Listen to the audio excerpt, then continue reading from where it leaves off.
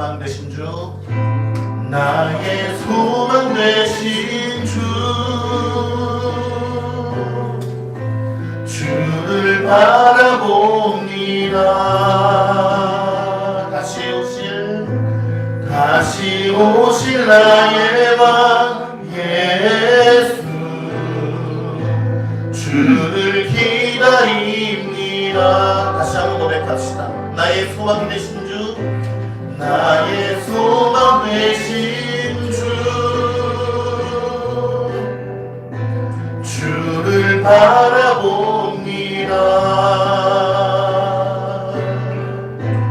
다시 오실 나의 왕 예수,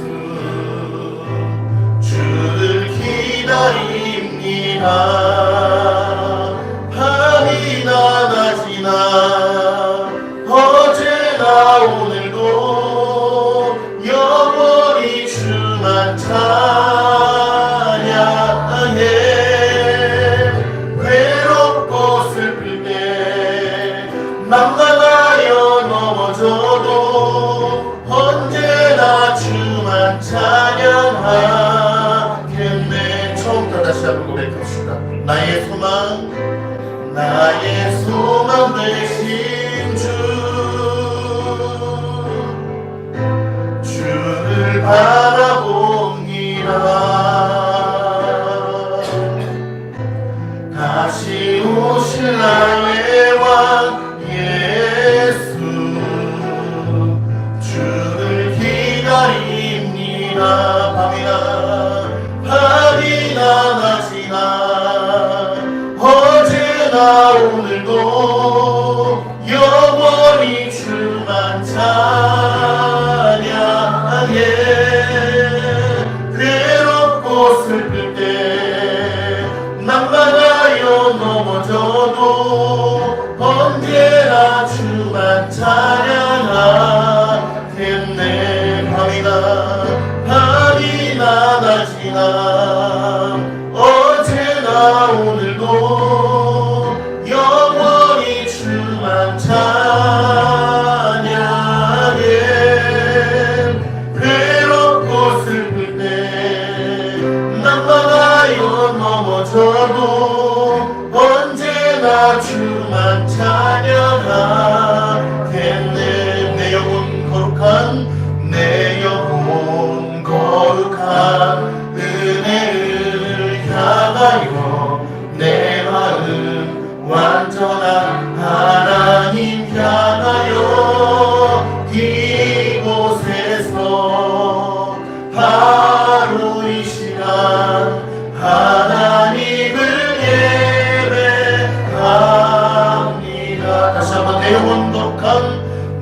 영혼 거룩한 은혜를 향하여 내 마음 완전한 하나님 향하여 이곳에서 바로 이 시간 하나님을 예배합니다. 밤이나 낮이나 어제나 오늘도 영원히 주만 찬양해. 괴롭고 슬플 때 만나가여 넘어져도 언제나 주만 찬양하겠네. 언제나 주만 찬양하겠네. 언제나 주만 찬양하겠네.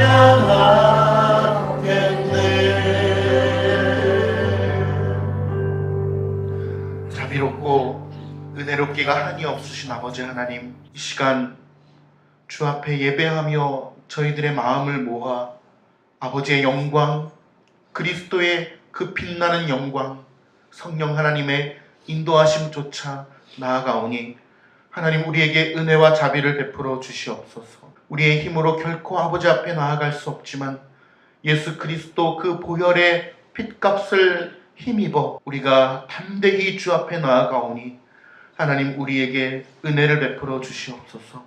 예배를 통하여 특별히 선포되는 말씀을 통하여 우리의 죄를 깨닫고 다시금 그리스도의 영광을 바라보며 그 빛나는 하나님의 은혜와 자비의 물결을 경험하게 하옵소서. 하나님의 선하심을 맛보아 아는 시간이 되게 하옵소서. 내 힘과 능력 아니요 오직 하나님의 인도하심만이 내 인생의 주권자 주인 되심을 간절히 바라며 실제로 우리의 삶 속에서 그렇게 역사하시는 귀한 인생 허락하여 주시옵소서. 선포되는 말씀을 통하여 믿음이 생기고 성례를 통해 더욱 견고해지는 은혜를 허락하여 주시옵소서. 우리를 구원하신 이름 주 예수 그리스도의 이름으로 기도하옵나이다. 아멘. 나는 전능하신 아버지 하나님 천지의 창조주를 믿습니다. 나는 그의 유일하신 아들 우리 주 예수 그리스도를 믿습니다. 그는 성령으로 잉태되어 동정녀 마리아에게서 나시고 본디오 빌라도에게 고난을 받아 십자가에 못 박혀 죽으시고 장사된 지 사흘 만에 죽은 자 가운데서 다시 살아나셨으며 하늘에 오르시어 전능하신 아버지 하나님 우편에 앉아 계시다가 거기로부터 심판하러 오시리라. 나는 성령을 믿으며 거룩한 공교회와 죄를 용서받는 것과 몸의 부활과 영생을 믿습니다. 아멘. 십계명을 함께 낭독함으로써 우리 한 주간의 삶을 돌아보도록 하겠습니다. 하나님이 이 모든 말씀으로 일러 가라사대 나는 너를 애굽 땅 종되었던 집에서 인도하여 낸 너의 하나님 여호와니라. 제1은 너는 나 외에는 다른 신들을 내게 두지 말라. 제2는 너를 위하여 새긴 우상을 만들지 말고 또 위로 하늘에 있는 것이나 아래로 땅에 있는 것이나 물속에 있는 것에 어떤 형상도 만들지 말며 그것들에게 절하지 말며 그것들을 섬기지 말라. 제3은 너는 내 하나님의 이름을 망령되게 부르지 말라. 제4는 안식일을 기억하여 거룩히 지키라. 넷째 동안은 힘써 내 모든 일을 행할 것이나 일곱째 날은 내 하나님 여호와의 안식일인즉 너나 내 아들이나 내 딸이나 내 남종이나 내 여종이나 내 가축이나 내 문 안에 머무는 객이라도 아무 일도 하지 말라. 이는 엿새 동안에 나 여호와가 하늘과 땅과 바다와 그 가운데 모든 것을 만들고 일곱째 날에 쉬었습니다. 그러므로 나 여호와가 안식일을 복되게 하여 그 날을 거룩하게 하였느니라. 제5는 내 부모를 존경하라. 제6은 살인하지 말지니라. 제7은 간음하지 말지니라.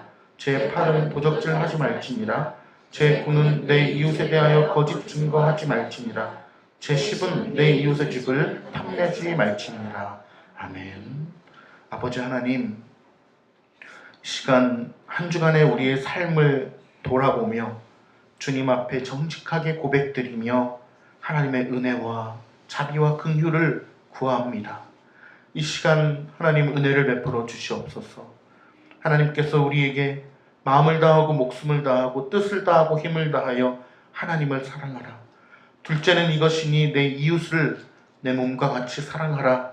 이보다 더 큰 계명이 없다고 말씀하신 주의 말씀을 우리가 알고 기억하지만 그렇게 살 수 없었음을 고백드립니다. 사실은 그렇게 살 의지와 힘도 없지만 그런 소망도 없고 그런 마음도 모두 다 잊어버렸음을 주님 앞에 고백드립니다. 구원받은 자의 합당한 삶을 증거로 보여 살아내야 마땅할 터인데 우리는 그렇게 살지 못했음을 주님 앞에 고백드리며 다시 한번 하나님의 은혜와 자비와 인도하심을 구하옵나니 하나님, 우리가 다시금 돌이켜 주의 얼굴을 배우게 하시고 죄로부터 돌이켜 하나님의 영광을 보게 하시고 죄로부터 돌이켜 진리 안에 거하게 하시며 죄로부터 돌이켜 말씀 안에 거하게 하옵소서. 하나님, 우리는 그럴 능력이 없지만 하나님 인도하여 주시고 성령 하나님 우리의 심령 가운데 역사하여 주신다면 능히 가능할 줄 믿사오니 하나님 우리에게 그렇게 은혜를 베풀어 주시옵소서. 우리 한 주간에 하나님의 뜻과 하나님의 마음과 하나님의 법대로 살지 못했던 것을 하나님 앞에 정직하게 고백드리며 다시 한번 은혜를 구하는 시간 갖도록 하겠습니다. 다 함께 참회의 기도 드리겠습니다.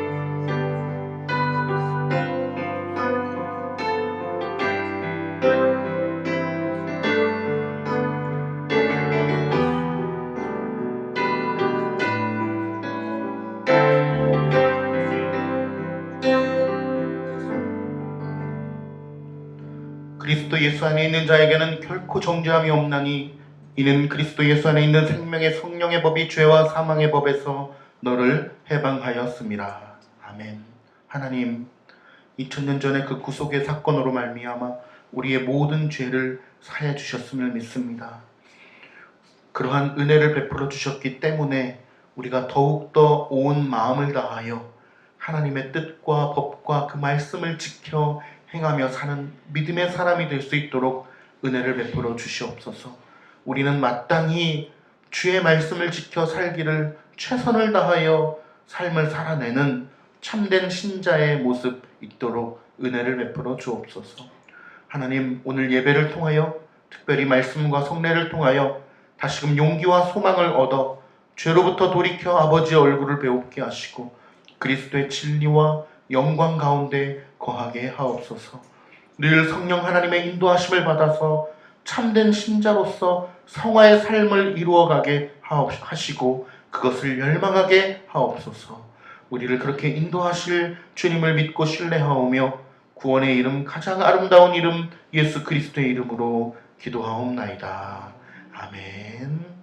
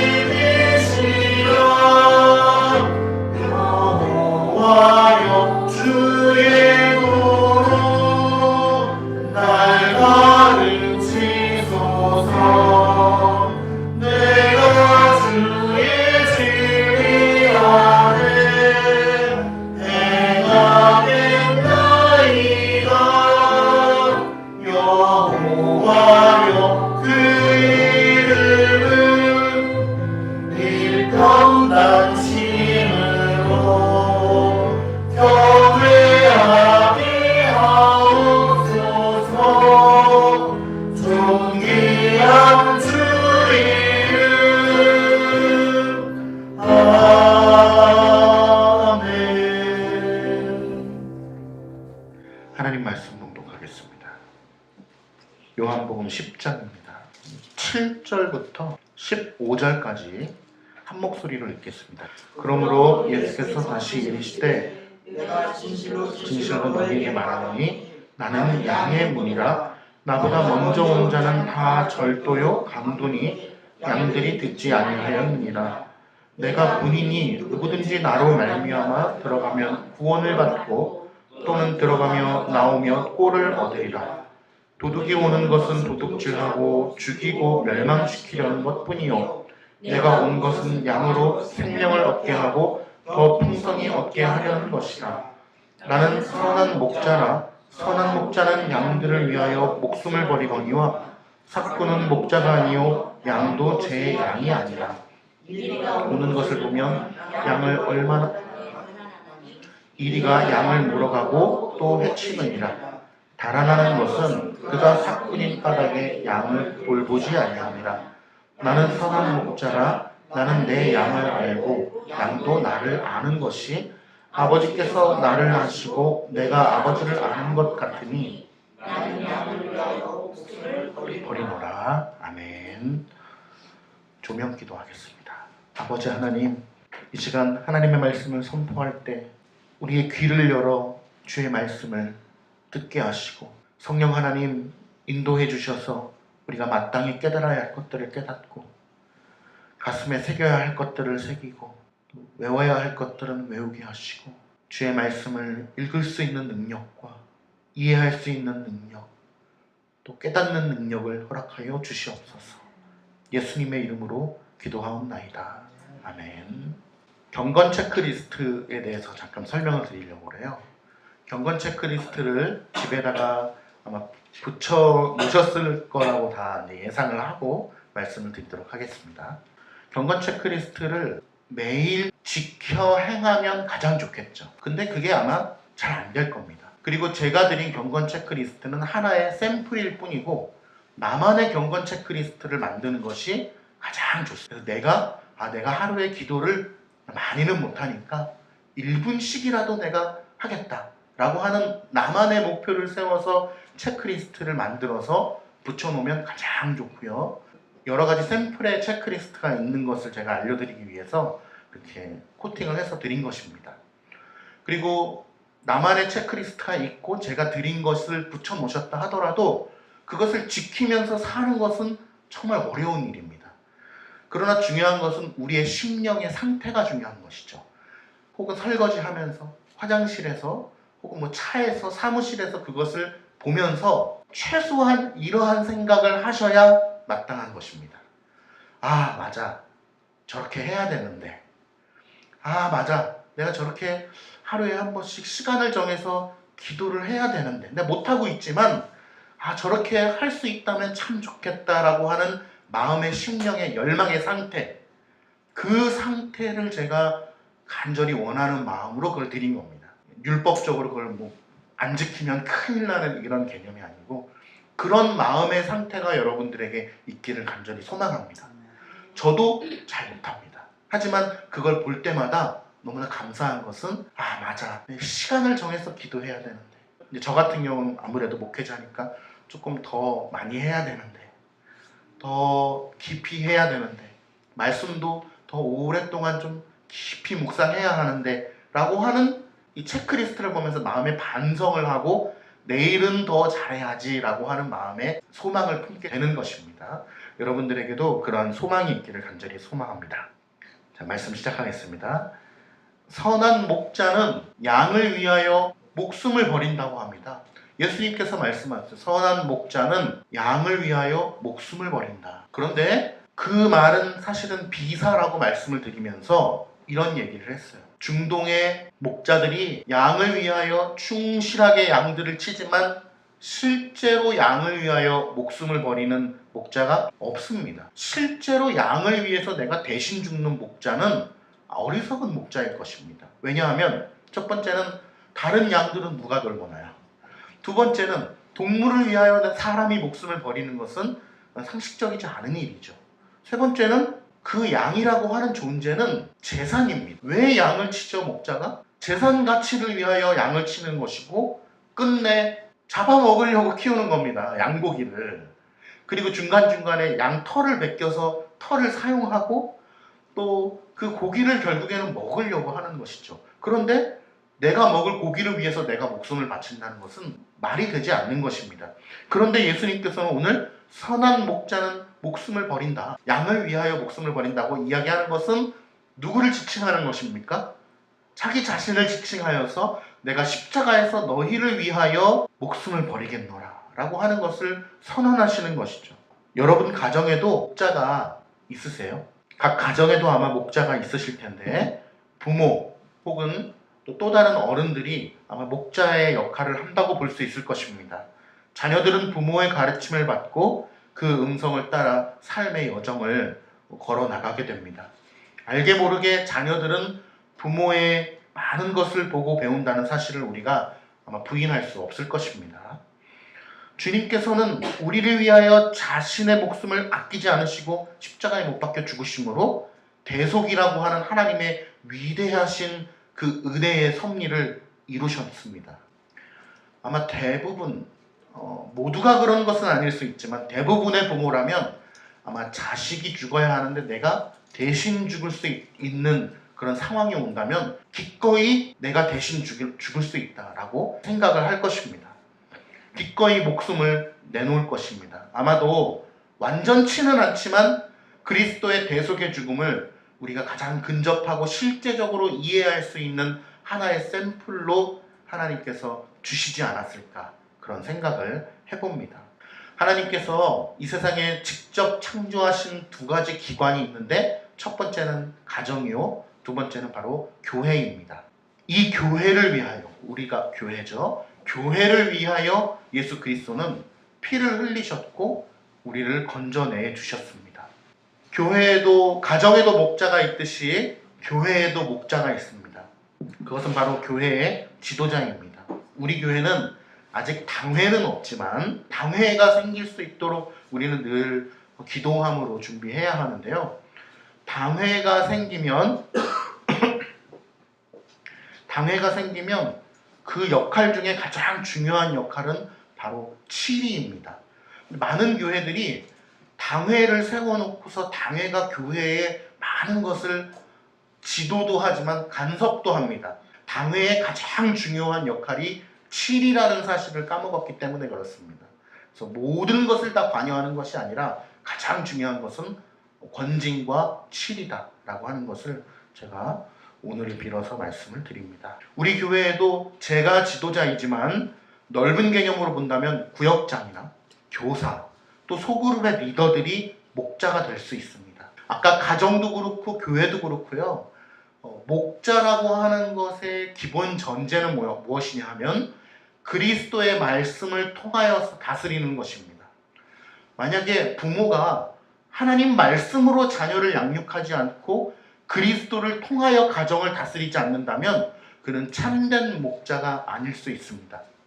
제가 우리 교회의 지도자지만 그리스도의 말씀으로 혹은 그리스도를 통하여 다스리지 않는다면 참된 목자가 아닐 수 있습니다. 우리 교회에서는 제가 기본적으로 지도자인데요.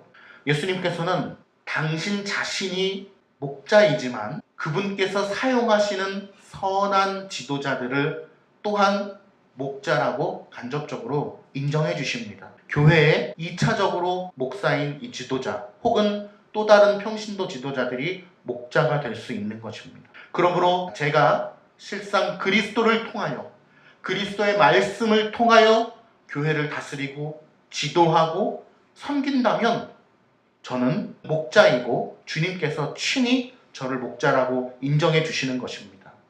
오늘 본문에 보면 사꾼이라고 하는 단어가 나옵니다. 사꾼은 국어사전적 의미가 무엇입니까? 품삯을 받고 일하는 사람을 이야기하는 것이죠. 교회에도 사꾼이 있습니다. 목자의 탈을 쓰고서, 지도자의 탈을 쓰고서 교회를 사악하게 흐트러 놓는 이리와 도둑들이 많이 있습니다. 그런 자들이 어떤 이름과 직함을 사용하든 그리스도께서는 그들을 피해야 할 존재라고 경고하십니다. 교회 생활을 하면서 이리와 도둑들을 만나보셨나요? 사꾼을 만나보셨나요? 자기가 경험한 사꾼을 상상하기 마련인데요. 우리는 내가 경험한 목회자, 내가 경험했던 사꾼을 떠올리기보다 오늘 본문에서 이야기하는 사건을, 왜냐면 이런 설교를 하면 늘 그때 그 목사 이러면서 내가 만났던 목사를 떠올리기 마련인데 본문에 집중할 수 있기를 바랍니다. 가장 좋은 것은 교회에 사건들이 아예 없다면, 저 같은 목사 지도자뿐만 아니라 평신도 지도자들도 사건이 있을 수 있습니다. 그 사건이 아예 없다면 그것보다 좋은 일은 없을 것입니다. 그런데 놀랄만한 것을 제가 말씀드릴게요. 사건의 종류에도 두 가지가 있습니다. 첫 번째는요, 사건이면서 그러니까 목사가 영혼들을 생각하지는 않고 돈만 바라고 사역하는 그런 사람들, 사건입니다. 그런데 사건이면서 그에 걸맞게 그의 행동도 다 사건의 삶의 열매가 나옵니다. 엉뚱한 말씀을 전하고 엉뚱한 가르침을 설파하고 또 돈에만 관심 있는 모습들이 성도들 눈에도 보이는 것이죠. 그런 사람이라면은 여러 가지 형태의 삶의 열매들이, 사건으로서의 열매들이 나올 것입니다. 그래서 깨어있는 성도라면 스스로 출교해서 그것을 나오게 될 것입니다. 사건인 것이 확실하니까. 오늘 본문에도 나와 있죠. 12절에 보니까 사건은 목자가 아니다. 그런데 중요한 것은 뭐예요? 양도 제 양이 아니라는 것입니다. 사건인데도 불구하고 깨어있지 못하고 분별력이 없어서 그곳에 계속 남아있는 신자가 있다면 그 신자는 참된 양이 아닌 것입니다. 참된 양은 사건 목자가 있는 곳에 더 이상 있을 수가 없습니다. 스스로 출교한다는 것은 제가 설명을 한번 드렸기 때문에 쓰는 표현입니다. 스스로 그 모임을 나오게 되는 것이죠. 그러나 깨어있지 못한 자는 그곳에 계속 남아 있습니다. 이런 형태들을 여러 가지를 일일이 다 말씀드릴 수는 없지만 한마디로 얘기하면 양심이 없습니다. 이 한마디로 정의될 수 있어요. 양심이 없이 목회를 한다는 것입니다. 옳지 못한 말씀을 가르쳐도 전혀 마음에 거리낌이 없습니다. 돈을 밝히는 것을 성도들 앞에 너무나 당당하게 드러내도 양심에 거리낌이 없습니다. 깨어있는 참된 신자라면 그것을 분별할 수 있을 것이고 더 이상 있을 이유가 없으므로 그것을 나오게 되는 것이죠. 자, 중요한 건 두 번째입니다. 또 한 부류는요, 사꾼이지만 진리의 말씀을 올바르게 잘 전하는 경우입니다. 사꾼 목자인데 진리의 말씀을 올바르게 잘하고 목회를 올바르게 잘 한다는 것입니다. 이런 경우에는 분별하기가 거의 힘듭니다. 누구만 알 수 있느냐? 하나님의 눈을 속일 수는 없습니다. 그러나 성도들의 눈을 속이기에는 너무나 완벽하게 포장되어 있다는 사실입니다. 그런데 놀라운 것은 이런 경우에 하나님께서 성도들을 연단시키고자, 성도들은 알 수 없죠. 웬만한 사람들은. 그런데 사꾼 목자예요. 외적으로 보기에는 완벽해요. 말씀도 잘 전하고 진리를 전하고 실제로 목회도 잘합니다. 그런 경우에 하나님께서 성도들을 연단시키기 위하여 그곳에 두었다면 칼빈은 그것을 잘 믿음으로 견뎌내어야 한다라고 얘기를 합니다. 이 말씀의 뜻이 무엇인지를 제가 설명드리도록 하겠습니다. 사꾼들이 그리스도를 섬기지는 않지만 순전한 가르침을 보존하고 진리를 선포하기 때문에 그들이 말하는 것을 잘 들어야 한다는 사실입니다. 굉장히 생소하죠? 그 근거는 바로 마태복음 23장인데요. 그리스도께서 유대인들에게 이렇게 말했습니다. 바리새인들이 모세의 자리에 앉아 있기 때문에 너희들은 그들이 말하는 바를 행하라 라고 이야기하는 것입니다. 바리새인들은 어떤 사람들이었습니까? 자신들은 열심히 하나님을 섬긴다 하지만 사실은 하나님의 이름을 욕되게 하는 자들이었습니다. 하지만 그들이 말하는 율법은 옳은 거였어요. 그렇기 때문에 예수님께서 그들이 말하는 바를 지켜 행하라. 이것은 무슨 뜻이냐 하면 우리가 복음을 높이는 마음으로 살아야 된다는 것입니다.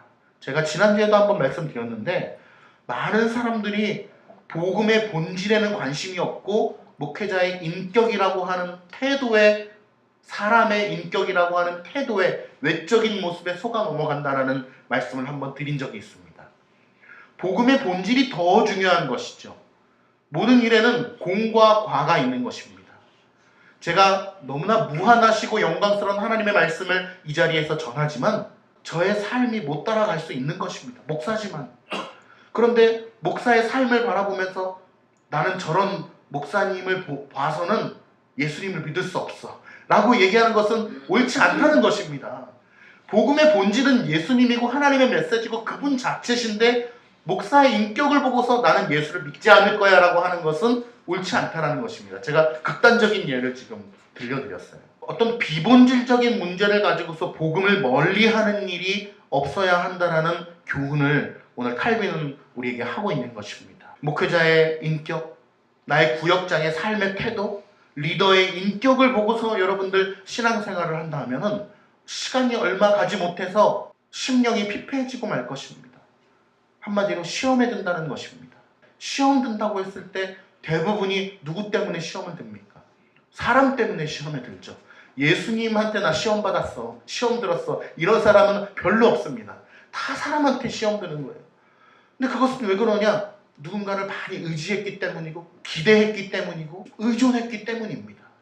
그것을 우린 인간이기 때문에 어쩔 수는 없지만 계속해서 어느 방향으로 우리의 삶을 이끌고 가야 하느냐?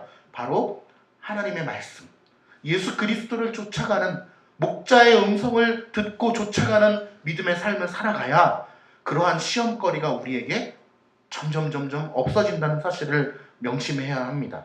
학생 전도사, 교육 전도사가 사역을 할 때 많이 경험하는 일인데요. 이야기를 하나 들려드리겠습니다.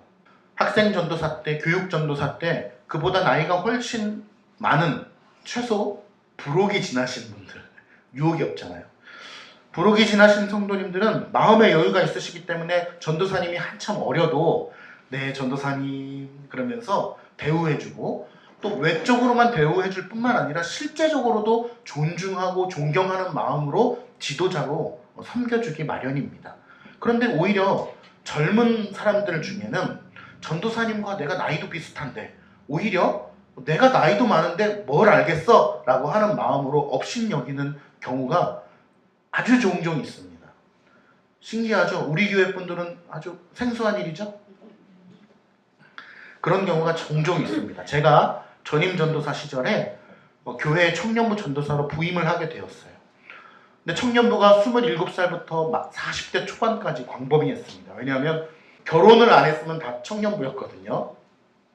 근데 부임을 하고 나니까 청년부의 평균 나이가 32살이었어요. 전체적으로 볼 때. 워낙 결혼들이 늦어지니까 이제 위에 나이들이 많이 있었기 때문입니다. 그러니까 청년부의 평균 나이보다도 젊은 나이에 제가 청년부의 전도사로서 부임을 하게 된 것입니다. 가뜩이나 저는 이 동네 출신이기 때문에 초등학교, 중학교, 고등학교에서 얼굴을 마주대했던 그런 사람들이 교회 청년부에 가보니까 있고, 또 아예 친분이 있었다면 아는 체도 하고 그럴 텐데 인사하기는 애매한 그런 사이에 사람들도 많이 있었습니다. 그러니까 사람들이 수군거렸죠. 쟤 누구였는데 우리 전도사님은 왔다고 하니까 자기들도 황당한 것입니다. 그런데 대부분의 사람들은 저를 인정해주고 지도자로 대우해줬지만은 그 중에는 젊은 혈기에 대드는 경우라든지 그러한 저를 업신여기는 경우들도 아주 종종 있기는 했습니다. 그런 것들을 잘 이겨내야 하는 관문들이 있었는데요. 언젠가는 제 동역자인 나이가 좀 있으신 선배 전도사님이 리더들과의 사적인 대화에서 이런 얘기를 해준 것입니다. 이재신 전도사의 권위를 세워주고자 제가 없는 자리에서, 얘들아, 이재신 전도사님은 너희의 진짜 지도자야, 너희의 리더야 얘기를 하면서, 그게 한 2010년 됐으니까 2007년도에 아프가니스탄 피랍 사건이 있었습니다. 얼마 지나지 않았을 때요. 너희들과 함께 단기 선교를 갔다가 피랍돼가지고 한 명만 죽어야 한다면 이재신 전도사님은 너희들을 위해서 기꺼이 죽을 거야. 이게 무슨 황당한 말입니까? 제가 죽는다고 한 적도 없는데 그런 얘기를 하는 거예요. 기꺼이 죽을 거야. 배용규 목사님 봐. 청년들을 위해서 기꺼이 죽었잖아. 목사는 그런 사람이야. 교역자는 그런 지도자야. 너희들을 위해서 기꺼이 목을 내놓을 거야 라고 하니까 숙연해지면서 점점 그런 분위기가, 그래서 교역자를 업신여기는 그런 사례들이 있을 때마다 청년들이 야 그러지 마. 니들이 아무리 그래고 전도사님이 우리보다 어릴 수도 있지만 나이가 미칠 수도 있지만 우리가 단기 선교 많이 가잖아요. 큰 교회는 단기 선교 가서 붙잡히면 대신 죽을 뿐이야. 이렇게 얘기를 하면서 저의 권위를 세워준 것입니다. 그런데 그 말이 기분이 나쁘지 않았어요. 왜냐? 저는 분명히 대신 죽을 수 있을 거기 때문입니다. 여러분, 저는 그런 지도자입니다. 이곳에 우리 종교의 자유를 억압하는 세력이 갑자기 총을 들고 와서 이 예배를 파하고 이 중에 한 명만 죽이고 너희들을 살려주겠다라고 하면 여러분, 제가 기꺼이 죽겠습니다. 목을 내놓으라고 해도 기꺼이 제 목을 내놓겠습니다. 왜냐? 주님께서 허락하신 지도자이기 때문에 기꺼이 그렇게 할 수 있을 줄 믿습니다. 주님께서 허락하신 목자가 아니면 어떻게 했어요? 오늘 본문에 보니까 사꾼은 어떻게 한대요? 이리들과 강도들이 오면 도망간다라고 써 있습니다. 사꾼은 도망가요. 왜냐? 사꾼이 포커스하고 있었던 것은 자신의 품삯이기 때문입니다. 그런데 진정한 목자는 내 품삯이 아니라 영혼에 관심이 있고 내가 섬기는 양들에 대해서 사랑을 가지고 섬기기 때문에 마땅히 그렇게 할 수 있는 것입니다. 만약에 여러분들이 구역장이라면 목회자 없이 구역원들과 함께 아프가니스탄에 갔는데 피랍이 됐다면 여러분 어떻게 하시겠어요? 한 명만 희생을 요구한다면 기꺼이 목을 내놓을 수 있겠습니까? 그럴 일은 없으니까 대답해 보세요. 실제로 죽으셔야 한다는 말이 아니고 그러한 마음으로, 희생의 마음으로 하는 자가 있다면 분명히 주님께서 세우신 목자라고 저는 확신합니다. 12절 한번 같이 읽어볼까요? 함께 읽겠습니다. 시작. 사꾼은 목자가 아니요 양도 제 양이 아니라 이리가 오는 것을 보면 양을 버리고 달아나니 이리가 양을 물어가고 또 훔친다.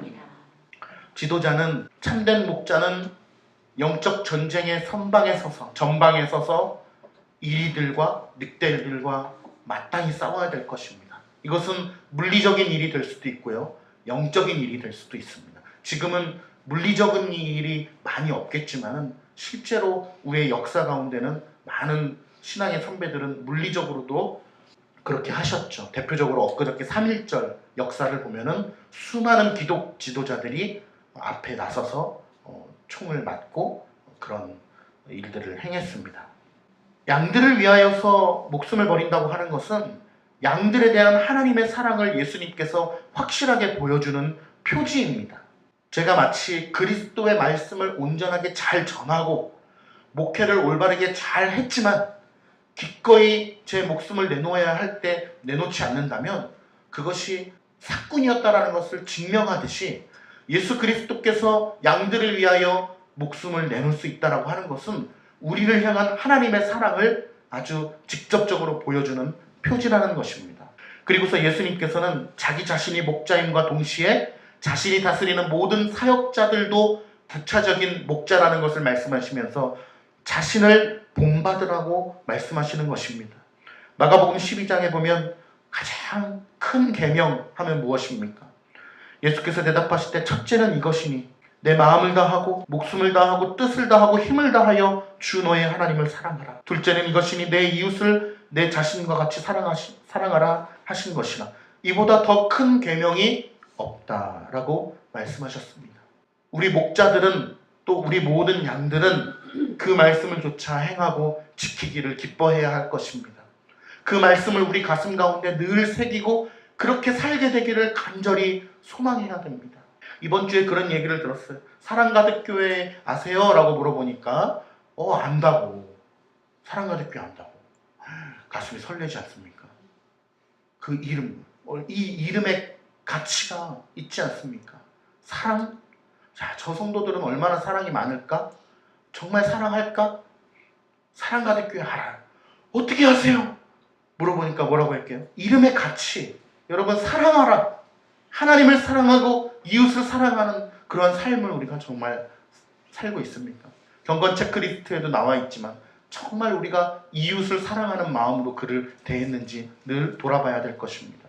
여러분, 예수님께서는 양을 위하여 목숨을 버리셨지만 아프가니스탄에서 또 순교하신 배 목사님, 또 가정으로 예를 들었지만 제가 만약에 여러분들을 위해서 여기서 죽는 것, 그것은 본질적으로 다릅니다. 예수님께서 십자가에서 못 박혀 죽으신 것과 그가 목자라고 인정해 주신 순교자들이 순교한 것은 본질적으로는 차이가 난다는 것입니다. 그러므로 오해는 하지 마셔야 됩니다. 예수님이 죽었는데 그 목사님도 죽었네, 똑같은 값어치가 있겠구나 라고 생각하는 것은 오해입니다. 왜냐하면 그리스도께서는 자신의 목숨을 속전으로 바치셨죠. 죄를 사하는 조건으로 바친 것이죠. 속전으로 바쳤습니다. 그러나 제가 여러분을 위해서 100번을 죽는다고 해도 여러분의 죄를 사해 줄 수 있는 능력이 없습니다. 그리스도께서는 죽으심으로 말미암아 우리의 영혼을 깨끗하게 해주셨습니다. 그러나 제가 100번을 죽는다 하더라도 여러분의 영혼을 터치할 수 없습니다. 그리스도께서는 죽으심으로 말미암아 하나님과 죄로 말미암아 멀어진 우리의 관계를 화목하게 해주셨습니다. 그러나 제가 100번을 죽는다 해도 여러분과 하나님과의 관계를 화목하게 해줄 수 없습니다. 오직 예수 그리스도의 찢겨진 살과 흘려진 피로만 여러분들의 죄가 사해지고 영혼이 깨끗해지고 하나님과 화목해 해줄 수 있는 것입니다. 왜냐? 우리도 하나님께서 세워주신 목자이지만, 구역장들, 소그룹 리더들도 목자이지만 그리스도의 찢겨진 살과 흘린 피의 수혜자일 뿐이기 때문입니다. 우리 안에 있다고 하는 의미에 대해서 설명을 드리도록 하겠습니다. 여러분, 여기서 우리라고 하는 것은 교회라고 하는 개념으로 받아들이시면 안 됩니다. 우리 교회 안에 들어와 있으니까 우리 안에 있어 라고 하는 게 아니라 예수님과의 관계성을 얘기하는 것입니다. 이 교회라고 하는 울타리 안에 들어와 있어도 목자의 음성을 듣지 않고 제 길로 가는 사람들이 있기 마련이죠. 여기서 말하는 우리는 예수 그리스도의 음성에 반응하는 사람, 복음에 반응하는 사람, 목자의 음성에 반응하는 사람. 어제 보내드린 영상 보셨어요? 그 목자가 부르니까 양들이 멀리서도 뛰어오는 모습, 저는 감동을 받았는데, 솔직하게 한번 우리가 생각을 해보면 좋겠어요. 여러분들 가운데는 네 가지 부류의 사람이 있어요. 거듭난 사람도 있을 수 있고 거듭나지 않은 사람도 있을 수 있습니다. 그리고 거듭나지 않았지만 거듭났다고 착각하고 있는 사람도 있을 수 있습니다. 그리고 거듭나지 않았지만 거듭나지 않은 것을 알고 거듭나기를 소망하는 사람도 있을 수 있습니다. 근데 한번 여쭤볼게요. 우리가 예수 그리스도를 믿는다고 하는 것으로 말미암아 우리의 삶이 뭐가 바뀌어집니까? 여기서 믿는다고 하는 것은 거듭남을 얘기하는 것입니다. 진짜 믿는 거, 교회 다니는 거 말고. 예수 그리스도를 믿는다라고 해서 우리 안에 있다고 해서 그 그리스도의 음성에 반응하는 사람이라면, 내가 그 목자의 음성을 듣고 쫓아가는 양이라면 내 삶에 뭐가 다르죠? 일반 사람들과, 믿지 않는 사람들과 뭐가 다릅니까? 일요일날 교회 나오는 거 빼고요. 왜냐하면 음성에 반응하지 않는 사람들도 교회는 다 나온단 말입니다. 뭐가 다를까? 이걸 한번 생각해 보자는 것인데요. 그리스도의 그 우리 안에 있다라, 관계성 안에 있다라고 하는 것은 무엇일까? 생각해 봅시다. 그 돌 무덤으로 이렇게 쫙 올라가 있는 우리 안에 양들을 쫙 넣었어요. 양들이 그 돌로 된 우리 안에 들어가 있습니다. 문에는 문지기가 지키고 있어요. 이제 거기서 잠을 자야 됩니다. 밤새도록 사방에서 늑대가 울 것입니다. 늑대가 어떻게 울까요? 너 양 내가 잡아먹을 거야 이러면서 울지 않겠습니까? 너를 잡아먹을 듯이 아마 늑대가 울 것 같아요. 그런데 그 안에 있는 양은 어떠한 심정으로 그곳에서 잘까요? 첫 번째는 어떤 양은 아유 니들이 울어봤자 우리는 안전해 라고 생각하는 양도 있겠죠.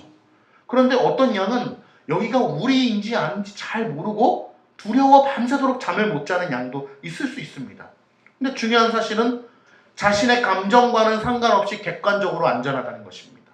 그 돌의 높이는 2m, 3m가 되는데 짐승이 뛰어넘을 수 없을 정도의 높이라고 합니다. 아무리 늑대가 쫓아와도 그 우리를 넘어서 양을 해할 수 없다는 사실입니다. 왜? 우리 안에 들어가 있기 때문에 그런 것입니다. 그래서 우리 안에 들어가 있는 사람이 누리는 것, 첫 번째는 바로 안전하다는 것입니다. 예수님께서 보호해 주신다라는 것이죠. 이것은 두 가지 의미인데요. 길을 잃어버릴 염려가 없습니다. 우리 안에서 우리가 크대요. 작은 것도 있지만 큰 것도 많이 있는데 그 우리 안에서 길을 잃어버려도 우리 아닌 것이죠. 예수님 안에 있는 것입니다. 우리가 예수 그리스도를 믿고서 우리의 발걸음을 뗀다 하더라도 사망의 음침한 골짜기가 우리 인생 가운데 있다고 시편 23편에서 말하지 않습니까? 우리의 인생 가운데 고난이 있고 때로는 길을 잃어버린 것처럼 느낄 수도 있지만 여전히 우리는 안전하고 여전히 그리스도의 우리 안에 있다라는 것입니다. 그러니 여러분, 거듭난 믿음이 얼마나 중요합니까? 목자의 음성을 따라 우리 안에 들어와 있는 양이 얼마나 중요한 거예요. 자기 목자의 음성을 듣지 않고 따라가지 않고 우리 밖에 있다면 늑대에게 잡아먹히는 것입니다. 맹수들이 아무리 울부짖어도 들어올 수가 없습니다. 그러나 목자의 우리 안 밖으로 나가게 되면 이제 길을 영영 잃어버리는 것이죠. 물론 오늘 본문에도 말씀하시지만 그리스도께서는 길 잃어버린 양을 위하여 늘 인도하신다라고 하는 본문이 있지만 기본적으로는 길을 잃어버리는 것입니다. 두 번째, 우리 안에 있음으로 누리는 것은 악한 짐승으로부터 이제 보호가 보장되는 것인데 연장선에 있는 것이죠. 실제적으로 도를 뛰어넘을 수 없다는 것입니다. 우리가 안전을 느끼던 느끼지 않던 간에 주어지는 보장이라는 것입니다. 여러분, 이것이 중요한 겁니다. 예전에 우리가 철로역정 읽을 때가 있었죠. 시간이 많이 흘렀네요. 철로역정을 강독할 때 이런 장면이 있었습니다. 크리스찬이 이제 아름다움이라고 하는 궁전에 다다랐어요. 그 궁전은 교회를 상징합니다. 아름다움이라고 하는 궁전이 이제 눈앞에 쫙 보이는데 이제 그 길을 가려고 하는데 가는 길이 험한 거예요. 막 꼬불꼬불도 있고 가시덤불도 있고 그렇습니다.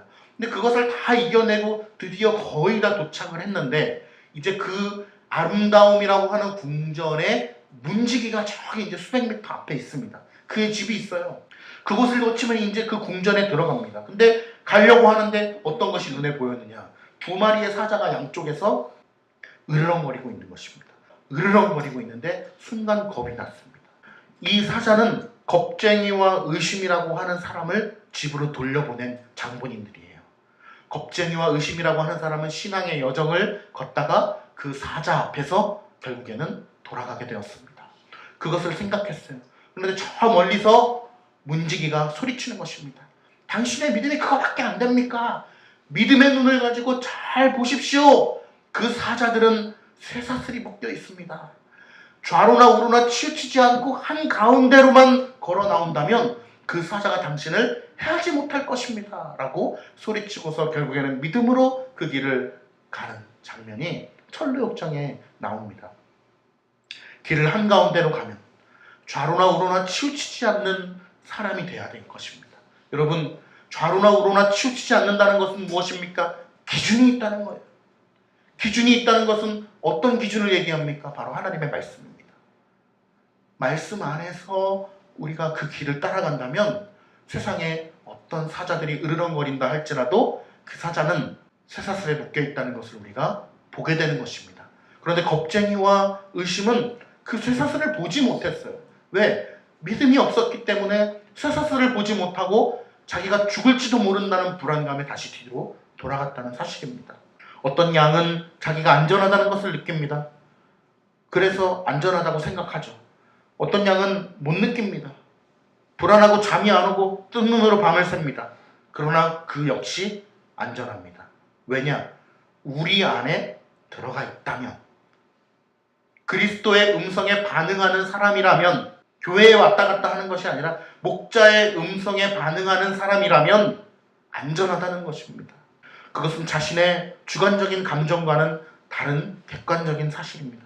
여러분, 주관적인 감정에 이끌려서 신앙생활을 하는 사람처럼 어리석은 신앙생활이 없습니다. 우리는 늘 부족하지만 하나님의 말씀을 잣대로 삼아서 신앙생활을 해야 합니다. 내 생각대로 여러분 신앙생활을 하는 것이 하나님의 이름을 망령되이 일컫는 것이요, 제2계명을 너무나 명확하게 어기는 것입니다.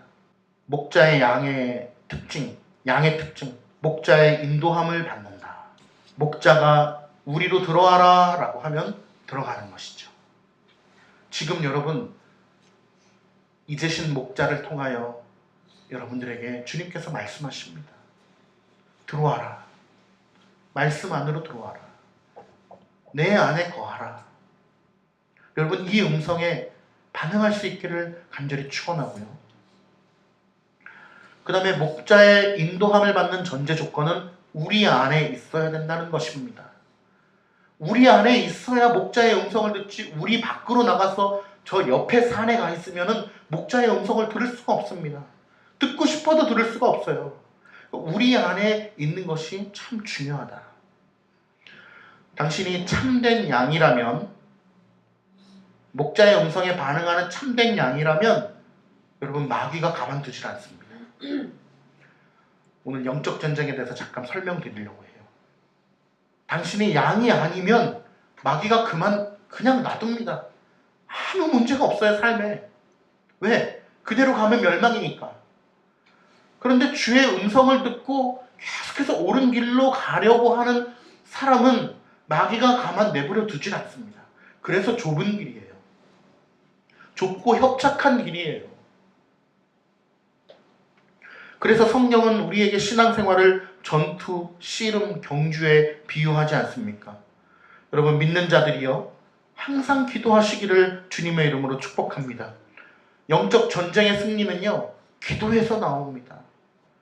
영적 전쟁에 승리하기 위해서는 기도해야 돼요. 여러분, 심지어는 그 사람이 참된 믿음의 사람인가 아닌가를 판가름할 때 그 사람의 기도 생활로 보아도 큰 무리가 없을 정도입니다.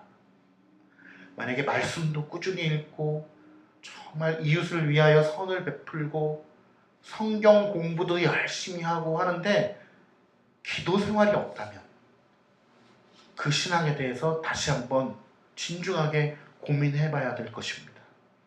우리는 쉬지 말고 기도하라고 하는 하나님의 이 명령에 이런 생각을 하기도 합니다.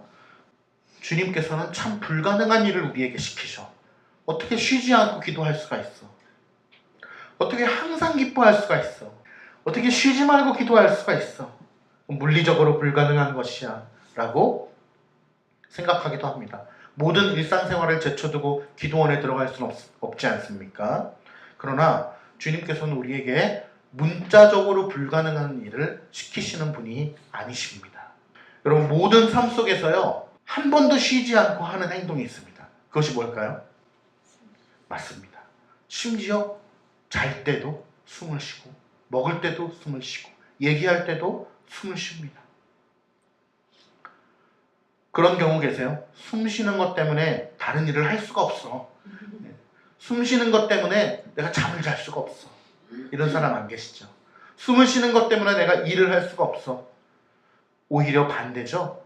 숨을 쉴 수 있기 때문에 잠도 잘 수 있는 것이고, 숨을 쉬기 때문에 이 세상의 모든 육신의 일을 감당할 수 있는 것입니다.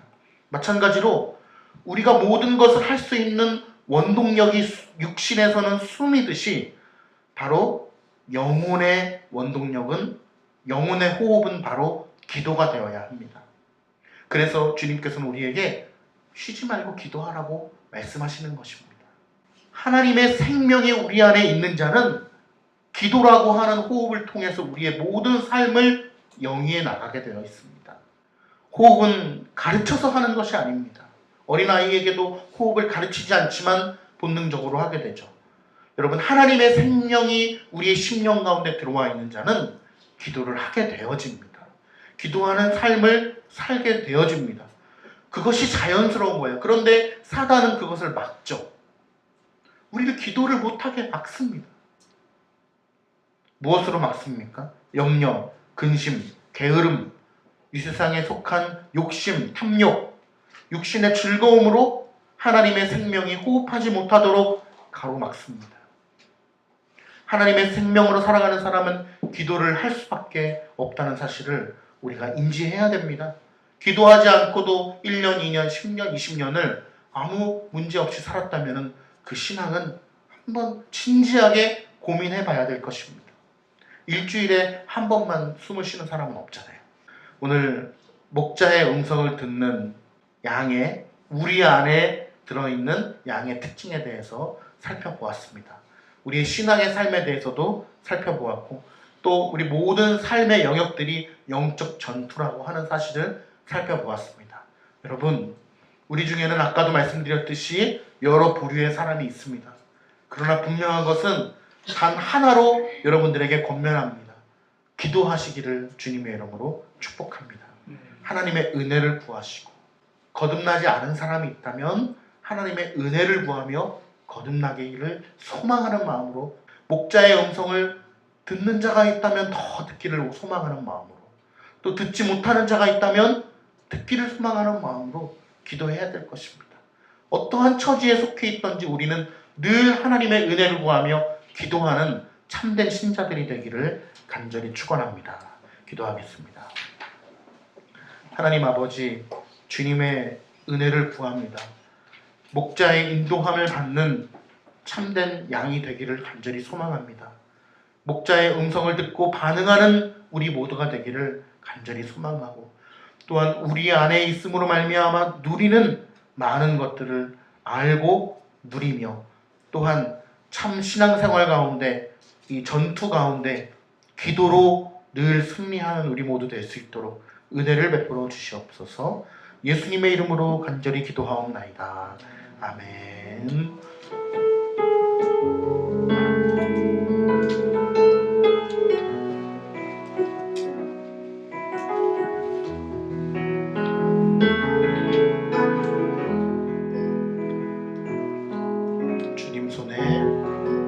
주님 손에 맡겨드리리 나의 삶 주님께. 주님 손이 나의 삶 붙드네 주의 것 영원히.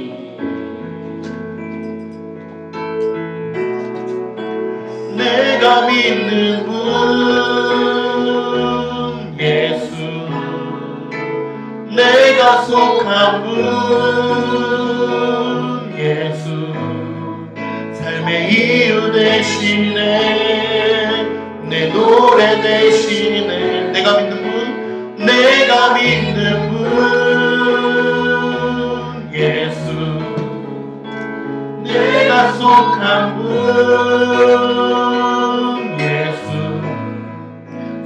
이유 되시네, 내 노래 되시네. 내가 믿는 분, 내가 믿는 분 예수, 내가 속한 분 예수, 삶의 이유 되시네, 내 노래 되시네. 전심으로